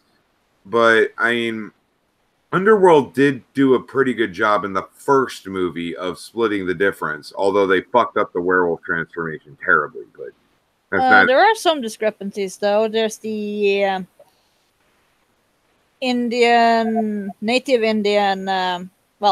American shapeshifter. That's not really a pure out werewolf, though. Yeah, that's the difference, though. Like, in Native American mythology, now this is depending on tribe, but Native American mythology, what you run into is you have a shamanistic, almost druid that can shapeshift. And then you have another thing called a skin changer, and those are more like greater to god level demons. And there are fucking monstrous, terrible things of, like, the Native Americans did a great job creating a monster out of those things, because those things are fucking scary. I mean, no, but in Eastern mythology, for example, like, werewolves in that pretty much could just get, like, the sharpened claws of Gangrel and some heightened movement, heightened senses of smell and touch and shit like that. But they're really not your full changing into a monstrous human thing that you get in Western mythology. And in Western mythology, you really do see a lot of lack of intelligence from that shape change. That's why I compared him to the Hulk, because they are more like giant pissed off rage monsters than they are pack hunters of incredible intellect and terrifying ability. And that's why I brought up Underworld as a good split between the two, because I really did like the Lycans as they were presented in the first movie. Every movie beyond the first can go fuck right on off because they fucked up the werewolves. Like, screw that. Yeah. But in the very first movie, like, Lucient is a very powerful and strong antagonist. And the group of Lycans that he controls are very impressive. Not only do they have the physical abilities to outright overpower their supernatural nemesis, but they're smart enough to set up traps to catch them off guard during the night, which is when, you know, in mythology and story, vampires are stronger. Like, they did that really well in the first movie. I'm kind of sad that it went downhill, but yeah, I don't know. Mythology versus reality, I really, that's why I brought up Van Helsing as well, because in that one, they made the werewolf look right in proportionality and strength, but it is just a giant rage monster. It's a savage beast. Like, I haven't really run into one where they've done the werewolf as I think it should be. Because werewolves in D&D are freaking terrible. I mean, I'm not bad, but they are horrible to run into because all of the werekin, be it were-rat to were-bear, have the base intellect and ego of whatever the you know, human or demi-human was that got bit. You know, so if it's a were-rat, you just turn into, you know, a rat, but you're still a human. Yeah, on top of it, or an elf, or a dark elf, or a dwarf, or a dark dwarf, a gray dwarf.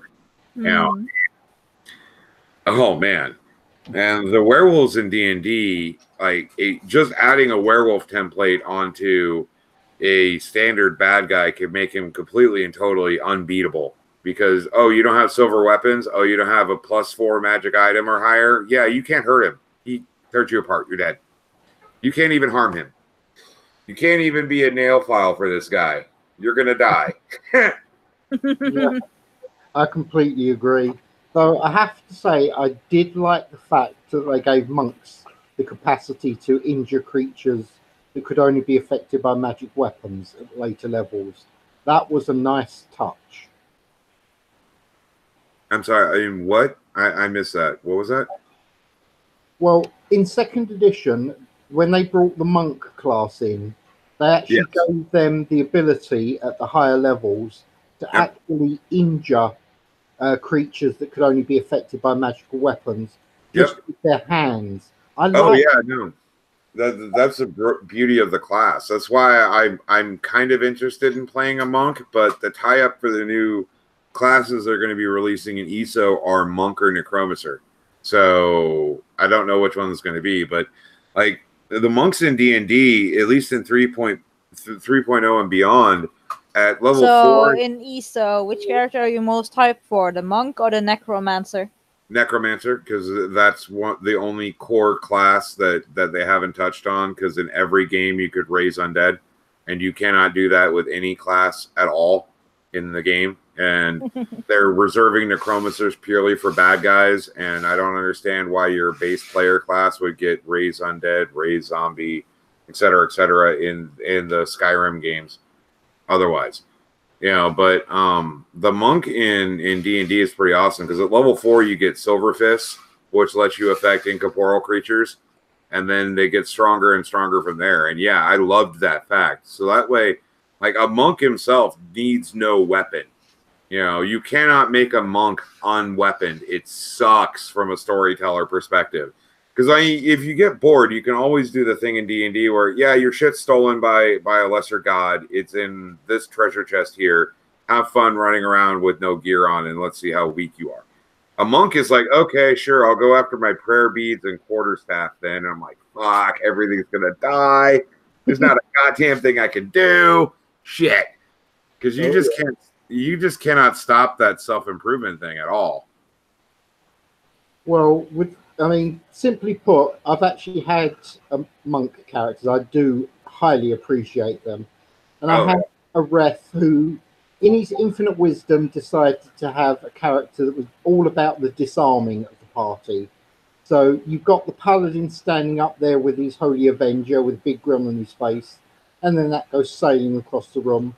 My monk stepped forward with paired bow stick. With a bow stick. It was knocked out of my hands, and at that point, I actually became dangerous. I would use the staff because I was generally pacifistic. Awesome. Yeah, no, that's what I loved because typically, like, a couple of the good monk players I had would carry around bow staves or their equivalent, like a club, to not kill people because they did not want to kill people, so they were using a wooden stick. And then if you like cut the wooden stick or broke the wooden stick or whatever, then they just go to town on you. And oh my God. Well, what do you think about would you say there's any noticeable changes between the different types of species in World of Warcraft when it comes to the monk class in Singularity? Oh, yes. Oh, would you like to touch on that? Perhaps the panda? Funnily enough, even though the Pandarans were the originators of the monk class, I actually feel that they're one of the weakest of the monks, in all fairness. I know, it sounds funny. It is funny. That's actually, right after that expansion is when I stopped playing it. That's perfectly valid, to be honest with you. I mean, I know I'm kind of holding true to my Forsaken thing, but when you play one of Forsaken as a monk, they are absolutely ridiculously strong. Not the least being that their standard attacks have a 25% chance of draining life from the enemy and returning it back to you. So not only am I beating their face in, I'm ripping their life force out and healing myself. That works for me. I like that. And of course, the fact that after you've killed them, as one of the Forsaken, you've got an ability called Cannibalize. So you get to eat their corpse and regain your hit points. Yeah, no, I definitely know why you like it. Yeah, well, what can I say? I feel a certain kinship to that race. Does it always? That is a very nice way of saying it. Oh, hey, Matt's alive. People. Yeah, it always boils down to eating people with you, Jensen. What the fuck? I'm a hungry young man. What's the problem? But no. Okay, I got some meat jokes I could say, but no. That was one storyline I did like in Skyrim. This side quest where you actually get to become a cannibal. That was kind of nice. Well, that's the thing about Nemera. Like, Nemera has always allowed you to eat corpses. That's her Daedric domain.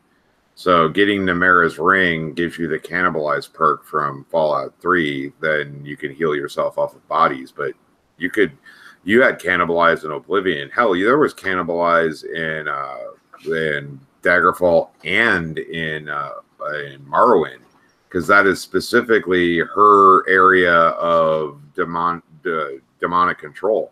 Is purely cannibalism. Like, it's that bad that an entire Daedric prince is powerful, and like, this is the same as like domination, pestilence, lies, and deceit. Cannibalism has its own rank in that. I mean, it's a pretty rich story time. Just as a side point with World of Warcraft, I always thought it was very disappointing that Forsaken weren't allowed to skin their opponents and use them to make clothes and armor. I always thought that was something that should have been allowed. So I'm guessing in Game of Thrones, your favorite house is House Bolton? No. I don't like any of the houses. They breathe air. I am fully behind the Night King. Matt, we haven't heard much from you, so... Well, since I brought up Game of Thrones, might as well dive into that for a little bit. I don't know. I think Game of Thrones has a rich mythology around it, especially when it comes to the Night King, like Jensen was just talking about. But not only that, but the wargs and how Stark is especially prone to having that power where you could put your mind inside a wolf. That's almost like a werewolf type story.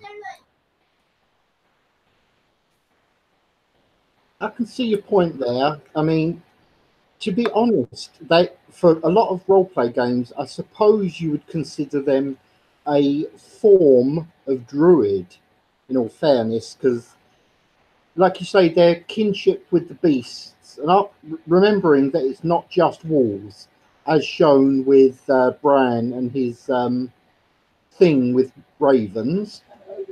Oh, yeah, and Hodor, of course. So, Hold the door. Hold the door. Anyway. yeah, just out of interest, was I the only person that was actually laughing when that was happening? Oh, really? You laughed? Oh, God, God, you yes. sick, twisted bastard. Thank you. I was like, no, Hodor, no. I was practically wetting myself laughing. It was hilarious. You were wetting yourself. Hey, I'm actually hoping that we get to see an undead Hodor. I think that would be awesome. Well, no, and there's also that wildling that put himself inside the eagle or whatever, or hawk. Undead Hodor would be cool. Yeah, I can see that. that would actually work really well for the story. And I have to bring it up, unfortunately, but the TV series of Game of Thrones has absolutely ripped off World of Warcraft with most of its imagery. I just can't put that across enough, especially now that they brought the undead dragon in. They have literally stolen so much from World of Warcraft, it's almost a joke. Your opinion, Mad? Yeah, what irritates me about the dragon thing is chains. Where they just appeared out of nowhere. And remember just a episode or two before that, Jon Snow is all couldn't get to him, but now they can go underwater and tap the chains to the You're roboting okay, really yeah, you're roboting horribly. I was getting maybe 1 in 10 words. Sorry, man.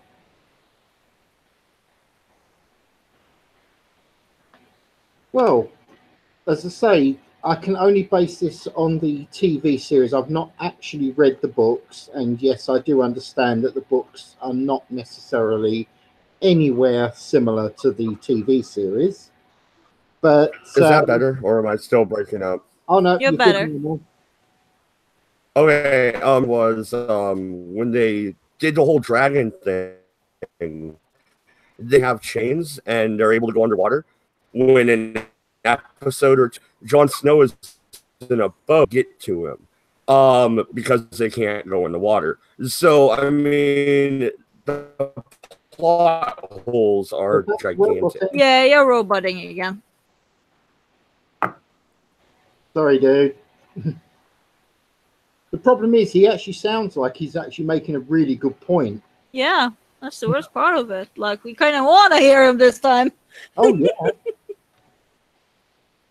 Okay, if it's working now, I'm not going to try a third time. And it's about 3 o'clock, so I should probably go anyway. And that was fully clear. Yeah.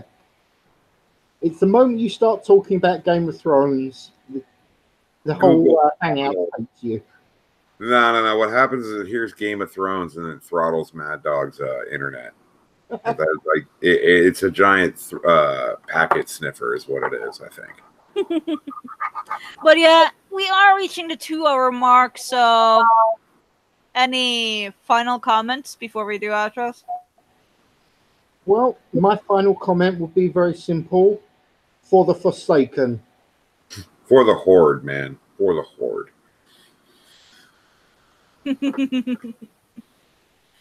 So yeah, this has been very fun, and it's about time to end it. We've had Jenson Quinn. Pleasure to meet you all. Mɪআপোsᴛʀᴏ. Yo. Mad Dog from Mad Dog Productions. Yes, the Red Eye stream. A link can be found in the description. If you can't see it, I suppose you should refresh the page. Matt? Yeah, thank you very much, and I'm sorry I was late. But I made it. Oh, you silly goose. And then there's me. And I'll guess that's it for now, and I'll hoot at you later. Bye-bye.